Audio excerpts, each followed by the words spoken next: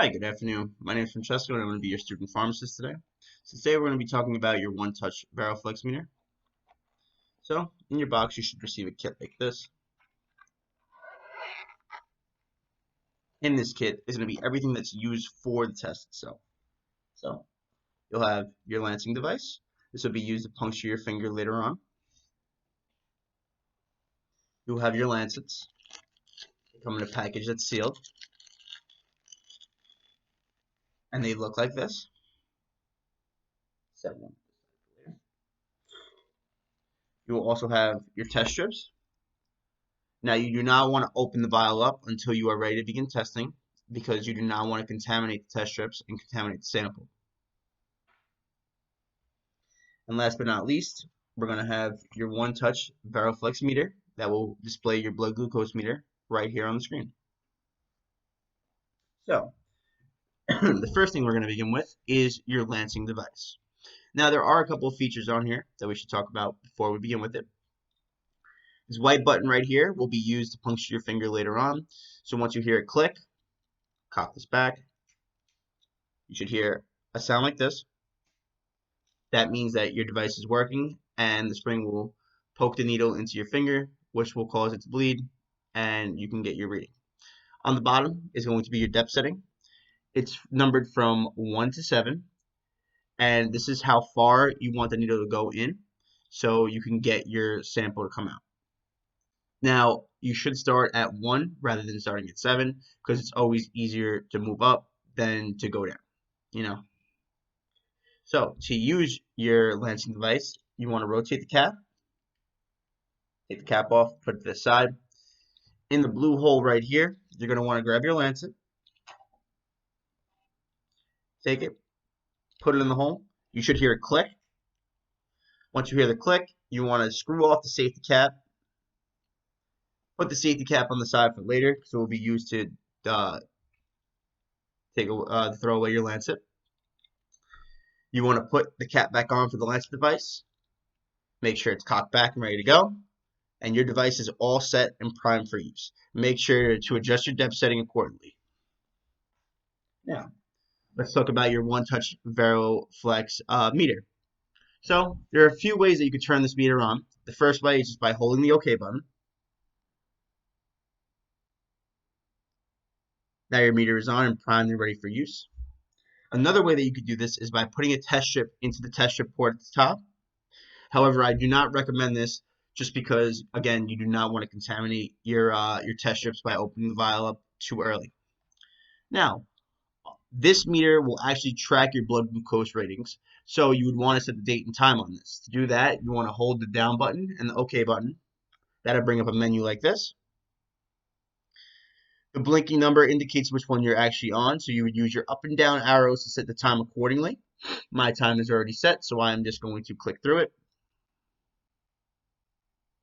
And then you'll go to the date and the year menu, so you would set that accordingly. Mine are already preset, so I will click through it. And boom, your device is now primed and ready to go with the correct date and time. Now, if you want to adjust your ranges for your blood glucose, the way you would do that is by holding the up and down. You will see the indicator arrow here that will show you which one you're actually setting it for. Your indicator arrow will pop up later when you actually do your test. It'll tell you what range you're actually in.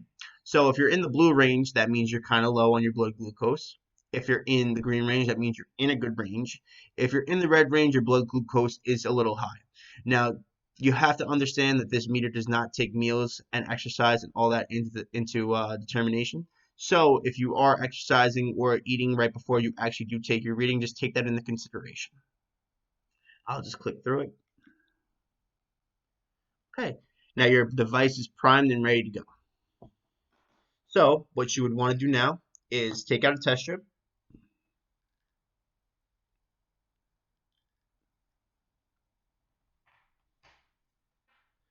And I'm just going to show you what the test strip actually looks like.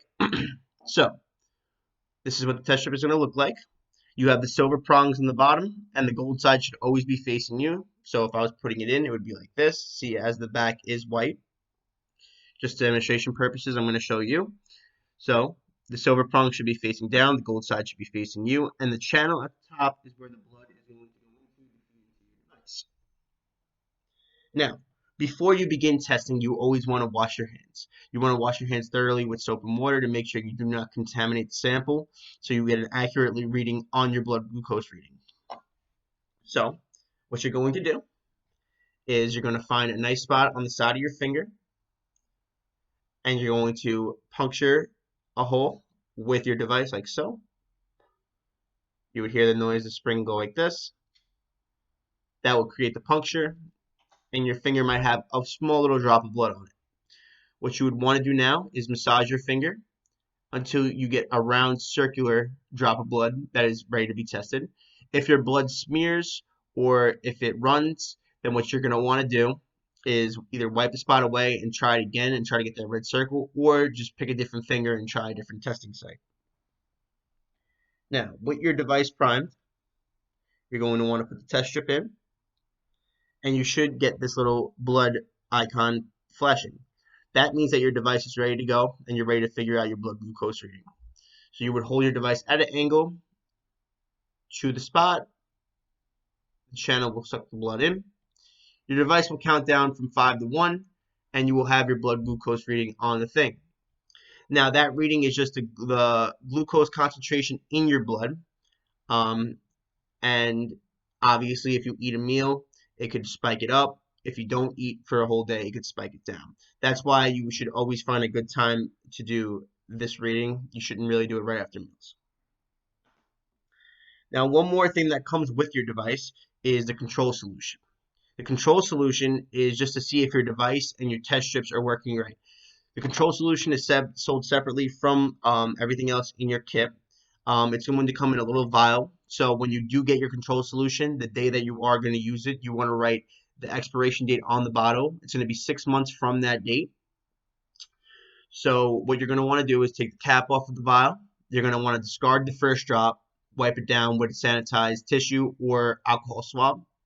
Then you're going to want to take one drop, put it on the top of the vial cap, and then test it the same way that you would normally test with this, and that'll put up your control reading.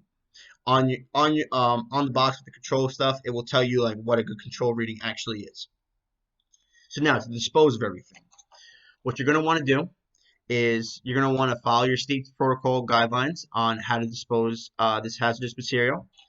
So with your lancing device, you would want to take the cap off again.